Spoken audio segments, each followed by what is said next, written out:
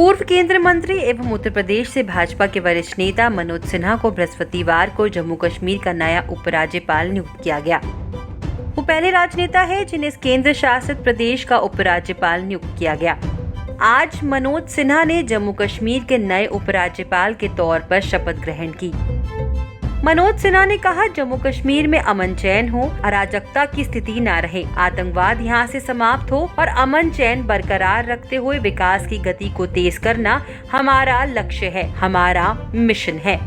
मनोज सिन्हा ने 11वें एक तरह से राज्यपाल के रूप में जम्मू कश्मीर में शपथ ली है। हालांकि उनका दर्जा राज्यपाल का नहीं है, उपराज्यपाल का हो गया है। लेकिन जब से जम्मू कश्मीर राज्य की स्थापना हुई स्वतंत्रता के बाद 70 साल में पहली बार है कि कोई भी संघ परिवार का लॉयलिस्ट उसको ये कमान सौंपी गई है। आज तक 70 सालों में राष्ट्रीय स्वयंसेवक संघ और संघ परिवार से संबंधित किसी भी व्यक्ति को राज्यपाल नहीं बनाया गया। यहाँ तक कि जगमोहन भी, क्योंकि एक बार राजीव गांधी के कार्यकाल में और एक बार भारतीय जनता पार्टी के कहने पर वो वीपी सिंह के समय में राज्यपाल रहे, लेकिन उनको किसी भी तरीके से संघ परिवार से जोड़ा नहीं जा सकता। हालांकि वो वाजपेयी सरकार में मंत्री भी रहे। इसलिए मनोज सिन्हा का जो अपॉइंटमेंट हुआ है वो कई मायने में बड़ा ही रोचक है। मोदी के 6 साल के कार्यकाल में ये चौथे राज्यपाल या उपराज्यपाल बनाए गए हैं। मोदी ने सबसे पहले एनएन बोरा साहब को कंटिन्यू किया और 4 साल शुरू के उन्होंने एनएन बोरा को ही रखा, जो कि मनमोहन सिंह के अपॉइंटी थे। एक तरह से मोदी ने कोशिश की कि जो पुरानी सरकारों की पॉलिसी है उसके तहत ही जम्मू कश्मीर को हैंडल किया जाए, मगर बाद में लगता है कि उन्होंने अपनी पॉलिसी को बदला और फिर उन्होंने सतपाल मलिक को ये कमान सौंपी। सतपाल मलिक को भी इसलिए भेजा गया, वो भी संघ परिवार के नहीं थे, चरण सिंह की पार्टी से आए, कांग्रेस में रहे और फिर घूम फिरकर भाजपा में आए और राज्यपाल बनाए गए, मगर उनसे भी मोदी जी का काम चला नहीं।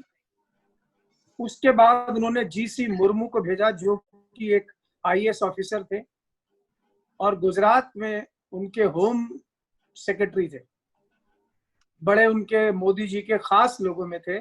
उनको भेजने का मकसद शायद मोदी जी का ये रहा होगा कि वहां के प्रशासन के अंदर जो कमियां हैं उनको वो दूर कर सके, मगर 10 महीने में ही उनकी विदाई हो गई।